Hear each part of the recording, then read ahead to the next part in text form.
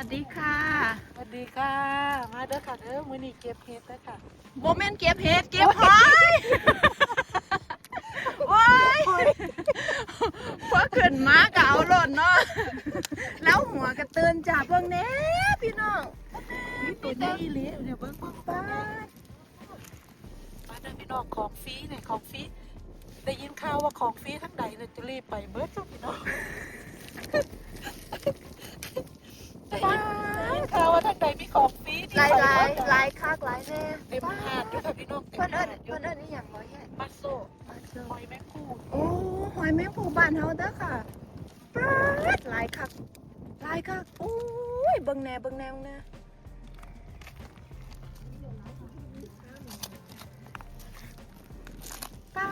ดสับหลาบอยู่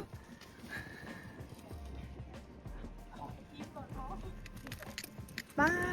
ดเบิ่งแม่พี่น้องเบิ่งเอาเด้อค่ะ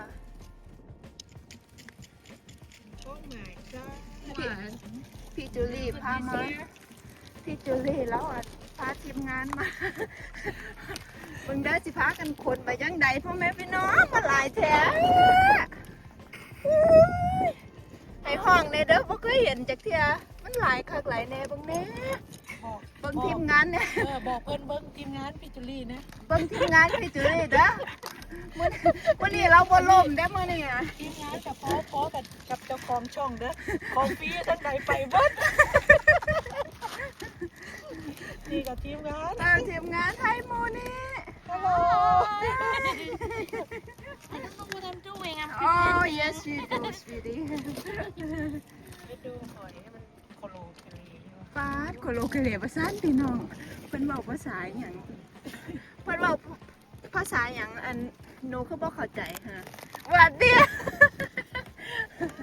ภาษาบ้านเฮาเนาะจ้ะเนาะโอ้ยมวนตามเตียดชีวิตเจ้าของสวนบลูเบอร์รี่วันนี้มาเก็บ There's some big one over there. ปา Oh my ด god, this is a bit bigger. เลยค่ะ เบิ่งหอยแข็งมา ปาดหอยแข็งกับนี้พี่น้องไปเล่นเฮาเล่นปาดโอ้เบิ่งแน่เบิ่งทีมงานเราได้ปาดเราตาดีเด้พ่อเป็นพี่น้องปาดอีพ่ออีแม่บ่แม่นเก่งแต่อันเก็บเห็ดนะค่ะบ่เก็บปาดหลายครับเบิ่งแน่พี่น้องแต่ว่าน้ำบ่คือบ้านเฮาเนาะจ้ะเนาะน้ำบ้านเพิ่นคนแล้วมันก็เย็นน้ำแด้พ่ออีกแล้วซ้ำหัวน้องเนี่ยโอ้ยเราตาดีค่ะ เนี่ยพูดอะ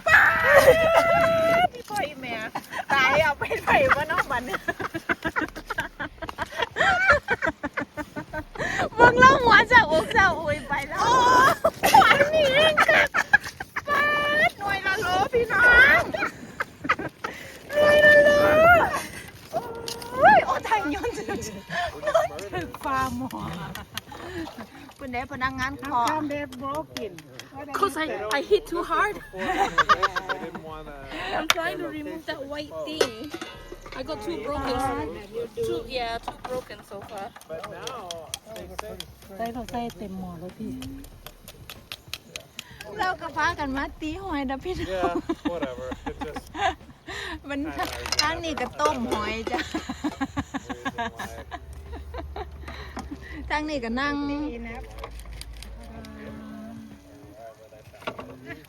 How did you cut and run across? พี่จูลี่แล้วว่าเราสกินผู้เดียวว่าสั้นพี่น้องเบิ้ง Oh, ดู so they ป้าดเก็บมาสดๆร้อนๆเลย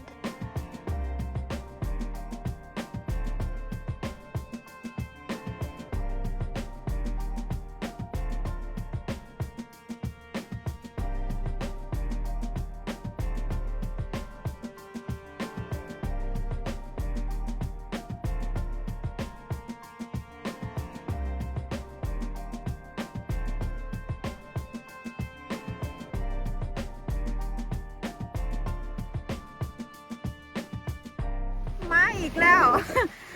พากันกินเก่าวอิ่มน้ำเกินโอ้ยเสียดายดูจังสิล่ะเอาแล้ว เอาตั้งแต่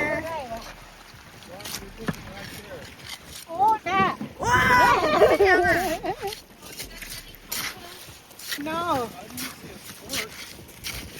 I know. I Oh, don't what think they- kind of crab is that? No. Oh, it's rock. เราอิ่มเราพากันมาเรามาที่ไหนไวๆแล้วน้ำมาแล้วเด้อน่ะ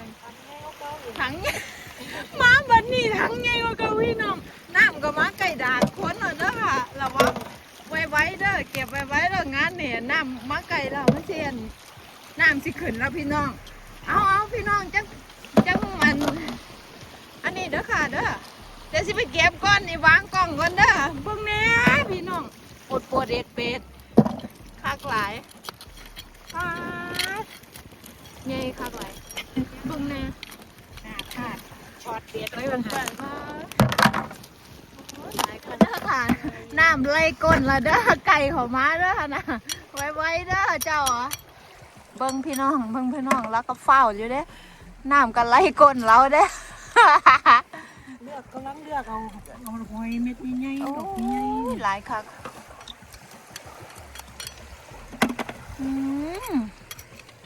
หอยแม่ป้า